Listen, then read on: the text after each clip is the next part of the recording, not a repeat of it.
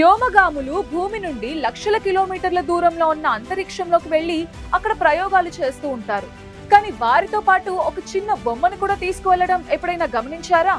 ప్రతి వ్యోమ నౌకలోనూ అందులో ప్రయాణించే సిబ్బంది తాము భారరహిత స్థితికి చేరుకున్నామని తెలుసుకునేందుకు ఈ బొమ్మని ఉపయోగిస్తారు. దీన్ని జీరో గ్రావిటీ ఇండికేటర్ అని కూడా పిలుస్తారు. అయితే ఈ నెల 10న ఆక్సియన్ సంస్థ చేపడుతున్న మిషన్ లో వ్యోమగాములు తమతో హంస బొమ్మని తీసుకువెళ్తున్నారు.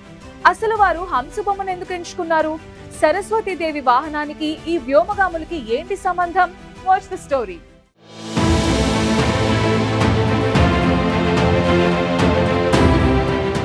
వ్యోమగాములు అంతరిక్షంలోకి వెళ్లే సమయంలో ఒక చిన్న బొమ్మను తీసుకువెళ్లడం సంప్రదాయంగా వస్తోంది. దీన్ని జీరో గ్రావిటీ ఇండికేటర్ గా పిలుస్తారు.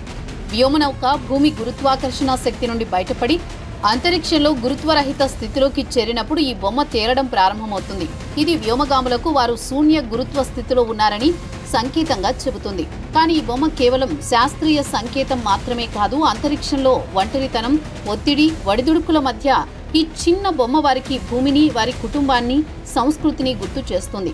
ఇది వారికి ఒక రకమైన మానసిక స్థిరత్వాన్ని ఇస్తుంది. ఇక ఈ సంప్రదాయం రష్యన్ అంతరిక్ష కార్యక్రమాల నుంచి ప్రారంభమైంది.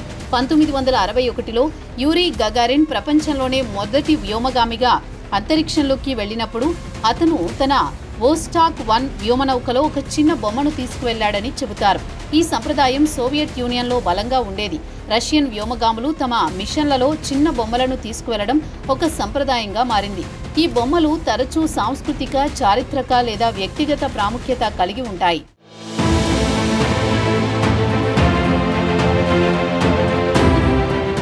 1980ల నుంచి ఈ సంప్రదాయం అంతర్జాతీయ అంతరిక్ష కేంద్రం మిషన్లలో మరింత ప్రాచుర్యం పొందింది.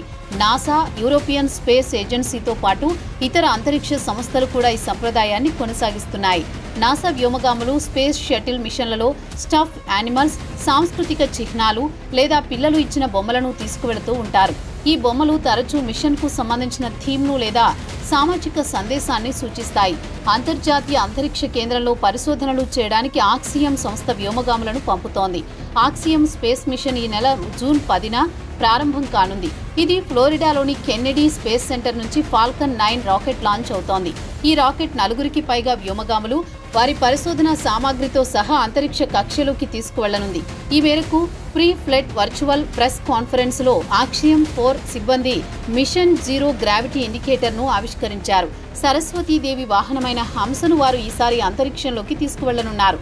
భారరహిత స్థితిలోకి చేరుకున్న దృశ్యమానాన్ని సూచించడానికి వ్యోమగాములు తమ వెంట ఏదో ఒక బొమ్మ తీసుకువెళ్లే సంప్రదాయంలో భాగంగా ఈసారి హంసను ఎంపిక చేసుకున్నట్లు ఆక్సియం మిషన్ పేర్కొంది.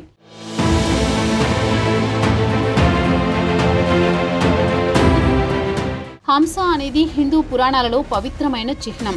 హంస విష్ణువు యొక్క అవతారాలలో ఒకటిగా పరిగణించబడుతుంది. ఇది జ్ఞానం, సౌందర్యం, ఆధ్యాత్మిక శుద్ధతను సూచిస్తుంది. Axiom space mission group captain శుక్లాకు హంస బొమ్మతో మతపరంగా మరింత లోతైన సంబంధం ఉంది. హంసకు పాల నుంచి నీటిని వేరు చేసే సామర్థ్యం ఉందని విశ్వసిస్తారని, ఇది జ్ఞానానికి సూచిక కన్నా శుక్లా ఈ బొమ్మ తన మిషన్ని విజయవంతం చేసేలా స్ఫూర్తిని నింపుతుందన్నారు.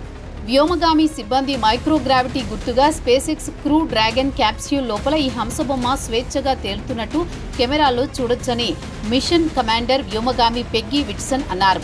ఈ ఆక్సియం రాకెట్ ను ప్రయోగించిన కొద్దిసేపటికే ఈ టాయ్ మైక్రోగ్రావిటీలో మన రాకను సూచిస్తుందని తెలిపారు.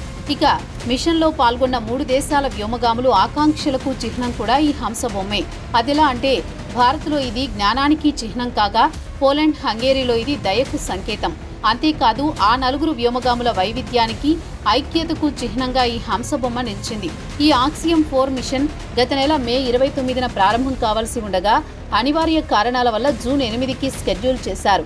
ఆ తర్వాత జూన్ 10 సాయంత్రం 5:52 లాంచ్ చేయనున్నట్లు అధికారికంగా ప్రకటించారు.